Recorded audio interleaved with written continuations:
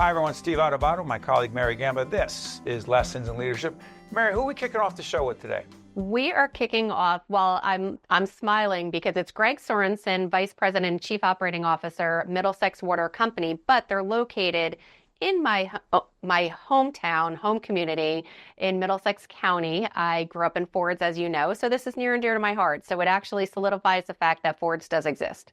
You are attempting to claim credit for Middlesex Water Company because of Fords? I am. I used to walk to that water tower. When I lived in Fords, I would walk up toward that water tower. So it's just great. And in all seriousness, Greg is joining us to talk about what operational excellence looks like, what it means to lead an organization, especially in these challenging times where safety, customer service all need to be at the forefront. And how do you do that while being passionate, motivating those around you, and building up your team all at the same time? And a whole bunch of stuff about water and water distribution and safety that people may not understand, but Greg has to live it every day as the Chief Operating Officer and Vice President at Middlesex Water Company. Check out that interview with Greg right now. Tell us exactly what Middlesex Water is as we put the website up. Sure. Middlesex Water is a publicly traded water utility. We operate both in New Jersey as well as Delaware. We treat water. We produce the water. We distribute it to our customers throughout New Jersey and as well as in Delaware. Question, because we recently met with Nadine Leslie, the CEO, yourself, and some other members of their team talking about leadership. We had an offline conversation. Let me ask you this. The role of a chief operating officer, describe what that is for people to understand it, because we've interviewed so many COOs and they see their role differently. How do you see yours as a leader? Sure. It's probably a couple different facets to my role. So one, clearly I have the responsibility for Middlesex Water of ensuring that we have the right systems. So all that water, production and distribution infrastructure that is in place, need to make sure from an engineering standpoint and an operating standpoint that is there and in place for our customers to provide safe, clean, reliable water 24/7, 365. So that is kind of today's job. Also, it's the planning for the future. Where do we need to be? What do we need to be rehabilitating from an infrastructure standpoint? What do we need to be anticipating? What's going on in the environment from a regulation standpoint? And how do we make sure that we rise to the occasion to meet new challenges? We also, as part of my responsibility, is around safety and security. So making sure that our premises, our systems, our facilities all meet all rules and regulations, but is also designed to make sure that people who get in are supposed to get in, and those people who are not supposed to don't.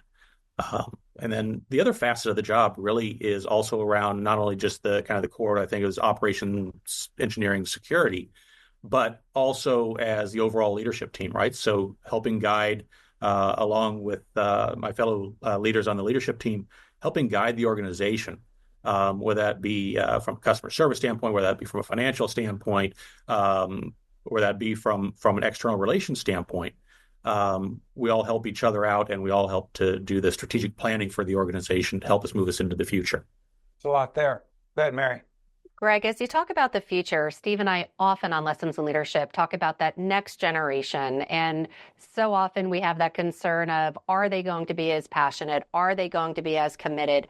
What are you looking for when you're bringing in those new team members? How do you identify those with the most talent that are really going to stick and buy into what you're doing? Talk a little bit about that. Yeah, sure. And look, I happen to have a couple of kids, 3 kids, 2 of whom are in the workforce that are part of that next generation of workforce, that next generation, hopefully, of future leaders. So I think that to categorize it as them not having the passion or the dedication, I think is probably a misnomer. They have a lot of passion, a lot of dedication, I think, within themselves, and so it's just tapping into that and finding out what motivates them, what is key. I know when I think about what I look for in a leader, and whether that be someone who's 22, 28, 38, 48, 58, doesn't matter. What we look for are things like, do they have initiative? Greg, initiative to do what? To do what? It can be various things. So initiative to move something forward, initiative to take ownership and responsibility of a task, of a project on themselves, and to help move that forward, right? To do the things necessary to get a task accomplished, a project accomplished, et cetera. So I think that is it. It's that self-intrinsic motivation that you look for, right? You don't have to be telling them what to do. They either know or they're asking. That probably is the second piece, is inquisitive. Like, I want somebody who's inquisitive and asks questions. That is a clear sign to me that that person, no matter what role they're in, they are thinking. They are thinking about what they're supposed to be doing. They're thinking about how that relates to other parts of the organization, right? So that those critical questions and geez, Steve, this is something right up your alley. Like, asking questions and being inquisitive. It's what you do. That's what we need our workers to do, regardless of what their position is in the organization, regardless of what their tenure is within the organization. We want them to be thinking about things. Let me also jump in here. I'm sorry for interrupting, Greg, but this is the other thing with young people or anyone else, but let's stay with younger people. A lot of preconceived ideas, a lot of misconceptions. However, I will say, from my experience doing a significant amount of leadership coaching, communication coaching, receiving constructive feedback that is something other than "you're amazing, you're terrific, here's a trophy," or whatever. Hearing tough feedback that needs to be shared to help someone improve is hard for everyone. Do you believe it's disproportionately harder for younger people who have not heard much of it? I don't know if I can make a blanket statement that says all younger people. Well, why is receiving feedback so hard for so many? I think maybe it comes in the how we deliver feedback, right? So I think as we look at our history, maybe how I grew up. I grew up in a house that had a military presence in it, right? The kind of the command and control and the approach of I say you do is not the way the world works today. And so in giving that feedback, in talking to whether it be younger generation or even those that are age-wise the same as me, I think there are things that are important before that feedback is given, right? One is developing a relationship. And if you can develop a relationship, and particularly one based upon trust, then when you're giving that feedback that they might not want to hear emotionally necessarily, they know that it's coming from the right place. They know that it is truly constructive. It's not trying to put them down. It's trying to make them better, and that we're aligned in wanting you to do better. And I think that's a big piece of it. Huge. Mary, got a couple minutes left.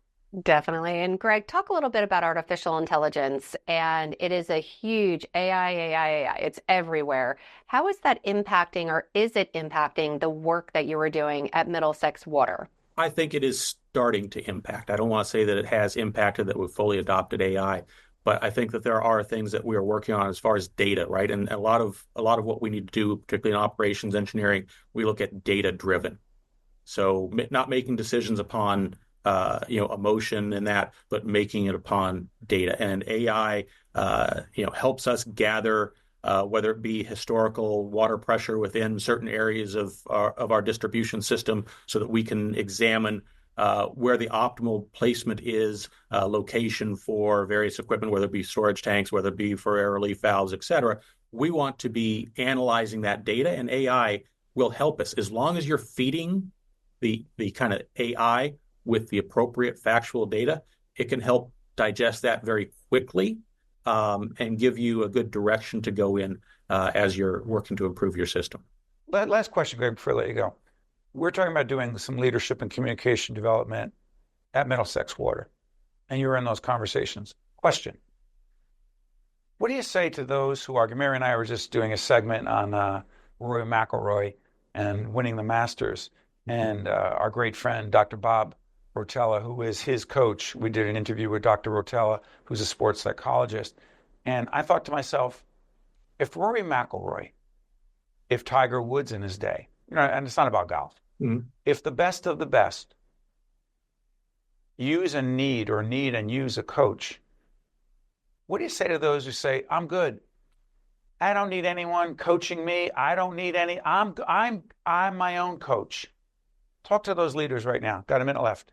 Sure. I think of it as when we talk about even things like operational excellence, it's that continuous improvement.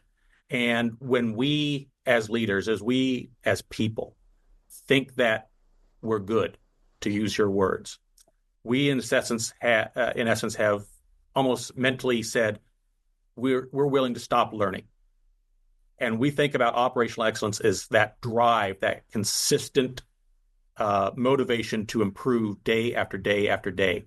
And if we stop listening to others, getting a view that isn't in our own heads, we're going to fall short from our leadership standpoint and our execution standpoint, because we will not be the best leader that we can be if the only thing we hear and the only thing we think is internally. To Greg's point, there's a chapter in a previous book I wrote, Lessons in Leadership. And the chapter, Mary, you know what it's called? Think you know it all? Think again. Think again. You don't. For Mary and myself, thank you so much, Greg, for joining us, to you and the team at Middlesex Water and your CEO, Nadine Leslie. Thanks for joining us. We appreciate it, Greg. Well done. Thank you so much, Steve. Mary, really appreciate the opportunity. You got it. Stay with us. We'll be right back. This edition of Lessons in Leadership is made possible by the Vicino Leadership Institute at Seton Hall University, Prager Metis, Valley Bank, the International Union of Operating Engineers, Local 825, the North Ward Center, Gingoli Construction, the New Jersey Sharing Network, Delta Dental of New Jersey, the Helix, Fedway Associates Inc., the Port Authority of New York and New Jersey, Choose New Jersey, and Seton Hall University, showing the world what great minds can do since 1856. This is Mary Gamba. If you want more leadership tips and tools, log on to stand-deliver.com. That's stand-deliver.com. Promotional support for this edition of Lessons in Leadership with me, Steve Adubato, and my colleague Mary Gamba has been provided by NJ.com, NJBIA and New Jersey Business Magazine, CIANJ and Commerce Magazine, and the Meadowlands Chamber and Meadowlands Media. Next, please. Okay, we need a neutral expression. Sir, you're smiling. Oh, am I? Over 1 million lives in the U.S. have been saved by organ donation. So when you choose to become a donor, you're doing something good, which can make you feel really good. Next. Register today at njsn.org. We are honored to be joined by Dr. Dionne Ledford, who is Executive Director and Superintendent of Roseville Community Charter Schools. Dr. Ledford, great to have you with us. Thank you. It's great to be here. You got it. The website's up right now. Tell us what Roseville Community Charter Schools are all about. So Roseville Community Charter School is a public charter school, K-4 originally, but we were just approved for grade 5. So we are a K-5 public charter school in the great state of New Jersey, of course, and the city of Newark. And but we serve children within the city of Newark and the surrounding areas. So not all of our children are residents of Newark, but the majority are. We are doing, this is part of our Lessons in Leadership series. We'll also potentially air it on our one-on-one series because it has so much value on both platforms. But your passion for education, urban education, and frankly, educational leadership comes from where? Well, that's a good question. I have a legacy of educators in my family. Both my parents were New York City public educators. My father, by way of being a professional athlete and being injured early in his career, that's why education is so important, had a plan B that he was able to fall back on, which was education. So both of my parents are retirees of the New York City public school system. So I could say that's kind of where I get it from.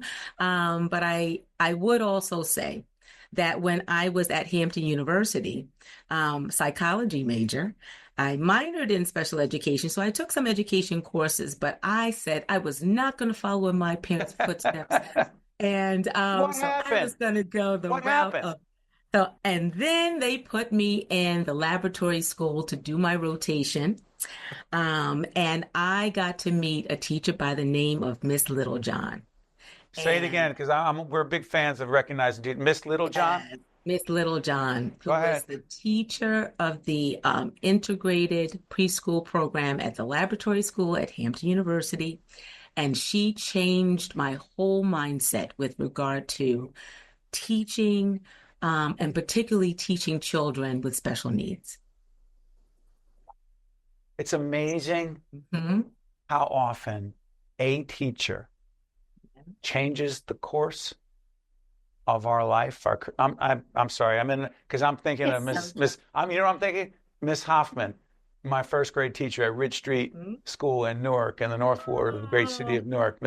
Who's been long gone, Miss Hoffman. Thank you, Miss Hoffman. Go ahead, Mary. Oh, I'm thinking about Miss Sagar. She was my kindergartner, first grade teacher back in the day in Fords, New Jersey. So I think everyone has that teacher in their lives that just has impacted them.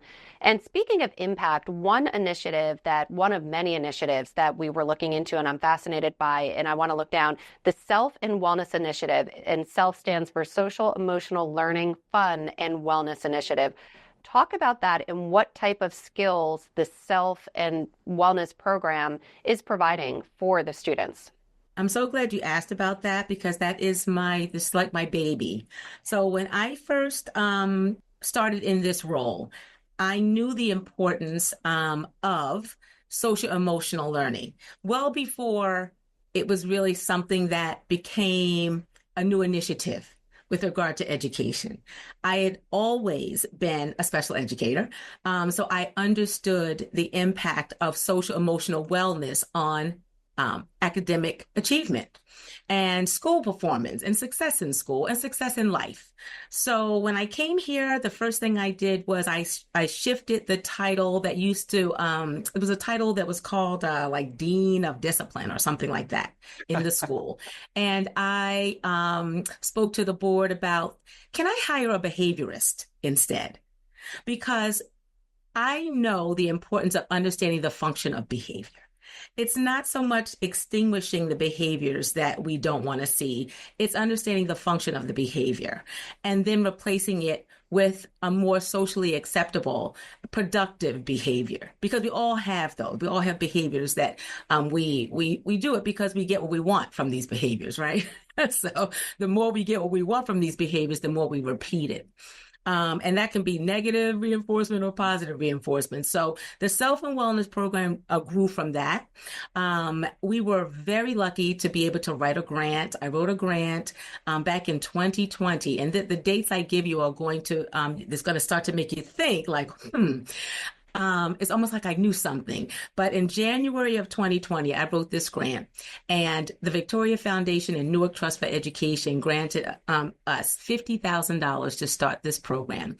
And I titled it Social Emotional Learning, Fun, and Wellness. And then I was like, it's self and wellness, which talks about self-care, wellness, mental health, social emotional development, all of those things. And then 2 months later, we had a global pandemic, right? So we had to shift gears, but we continued that program even virtually. And that was our lifeline for our families. Our Self and Wellness program I didn't know it at the time, became the lifeline and the connection that we maintained through my technology plan, which who knew was to have every child have a laptop. Who knew?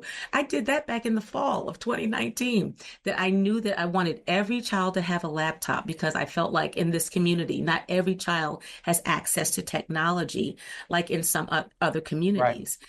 And thank goodness I did, because that was our lifeline to that.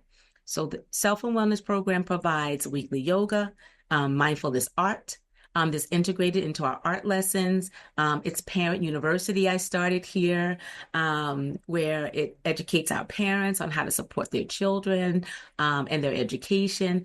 So there's a lot of components to our Self and Wellness program.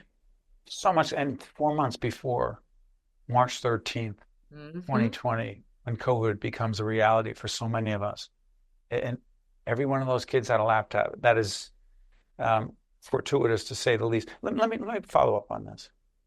I'm curious about, we've been doing a lot of programming on urban education and what seems to be working, and also what doesn't work. Along those lines, what are a few of the most important attributes of a charter school, of an urban public charter school? And I think my dad, my late dad, started the Robert Treat Academy in Newark, with the first charter school in the great state of New Jersey. And my sister Teresa wound up being the principal later on. But They're my friends. They're my friends there. They are great, and Marcelino was over there. Trillo, yes. Yeah. Actually, we did an interview with him talking about Robert Treat. Here's the question. I know a little bit about Robert Treat and the keys to their success. A few of the keys to the success of your children and teachers include? Well, I'm going to start with our cheer values. Our cheer values are collaboration, honesty, excellence, effort, and respect. So they're the cornerstone of our program here. We believe here at Roseville Community Charter School that every child can be college bound, or if not college bound, can be successful in life, as long as they are nurtured. So the environment must be nurturing. So that's why the Self and Wellness program is so important to me to have in place here. It's about community, though, also. So a cornerstone of our school, we have the word community in our name. So community is also very important. And so our scholars do a lot of community service, but also civic leadership is important because in order for communities to thrive, you have to have leadership, and it should be homegrown leadership. And so I would say that those are the key attributes of our school, but also I think there are key attributes really that children need to have in order for them to be successful in life. Well said. You've just been listening to and watching Dr. Dionne Ledford, Executive Director and Superintendent, Roseville Community Charter Schools. And also want to thank Calvin Ledford. Yes. He's a big fan of yours over at the BSDG Foundation. He's a big fan of your husband. Did you know that? Yeah, I hoped that, but you just now made it 100% clear. It's a fact. And Dr. Ledford, thank you so much for joining us. We appreciate it. Thank you so much, Steve. I appreciate it. I appreciate this opportunity. We got it. Thank you so much. We'll have you back again. For Mary and myself, stay with us. We'll be right back after this. This is Mary Gamba. If you want more leadership tips and tools, log on to stand-deliver.com. That's stand-deliver.com. Promotional support for this edition of Lessons in Leadership with me, Steve Adubato, and my colleague Mary Gamba has been provided by NJ.com, NJBIA and New Jersey Business Magazine, CIANJ and Commerce Magazine, and the Meadowlands Chamber and Meadowlands Media. How long you been waiting? About a half hour. Brutal. This keeps up, I'm gonna miss my pickleball game. I've been waiting 8 years for a kidney. What can you do? Over 100,000 people in the U.S. are waiting for a life-saving transplant. But you can do your part in an instant. Register as an organ donor today at njsn.org. Welcome back to Lessons in Leadership. Steve Adubato, Mary Gamba. Mary Gamba, that's her last name. Gamba. Check it out. Hey, Mary, I know I mentioned it in a couple of shows in the past, but this book is on my nightstand, part of the Lessons in Leadership library, 10 best books in leadership. They keep rotating. Some books are out. This book is in. Not a new book, but Adam Grant, who is a psychologist. Brilliant book. He's over at the Wharton School. I said previously, I made a mistake and said he was at Harvard. Adam Grant is an organizational psychologist at the Wharton School. Check out his TED Talk. All right, we'll put information up there about Adam Grant. Here's the deal. My wife said to me, the subtitle, New York Times bestseller, The Power of Knowing What You Don't Know. And I said to my wife, Jennifer, Jen, I started reading her the book at night. And very, very often she asked me to read my book because that helps her fall asleep. So I'm not joking. So I started reading to her and she said, so you think it's a new idea? The idea of knowing what you don't know? I said, no, what I said is that Adam Grant says the best leaders are constantly rethinking what they think they know and not continuing to move along those assumptions and act on those assumptions and those preconceived ideas. They're actually challenging themselves all the time about what they think, getting new information that contradicts or conflicts with what they think, and they're open-minded.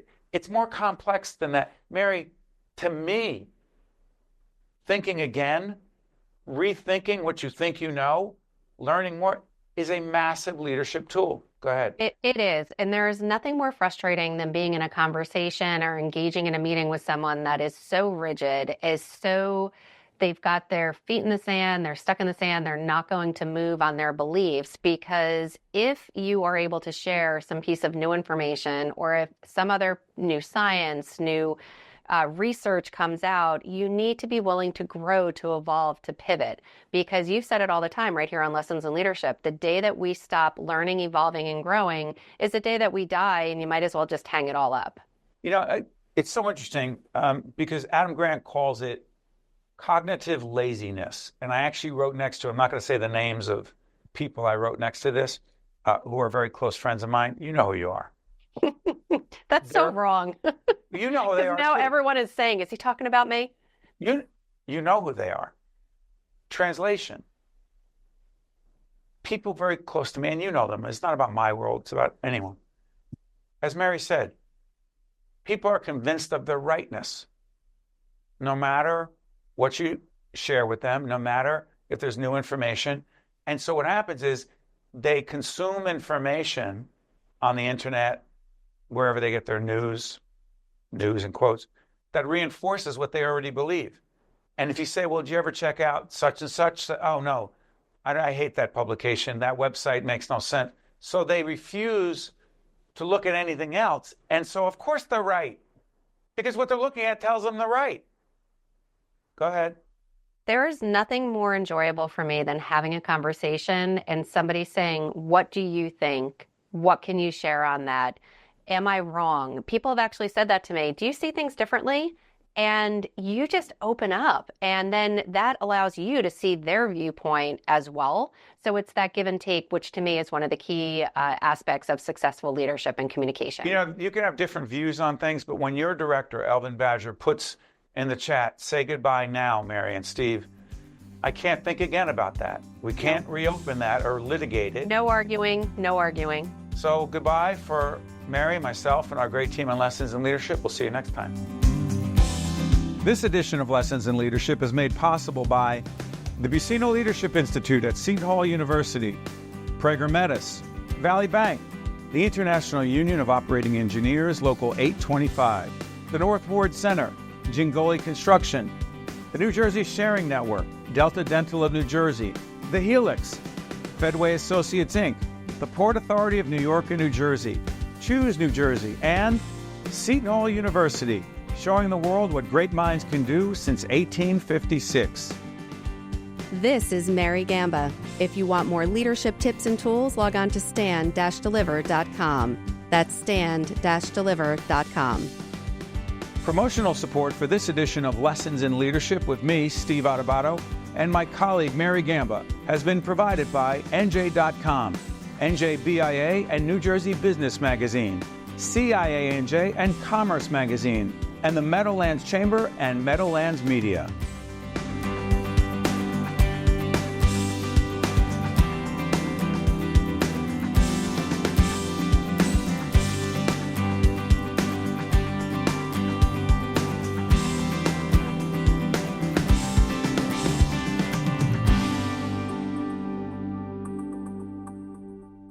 Next, please. Okay, we need a neutral expression. Sir, you're smiling. Oh, am I? Over 1 million lives in the U.S. have been saved by organ donation. So when you choose to become a donor, you're doing something good, which can make you feel really good. Next. Register today at njsn.org.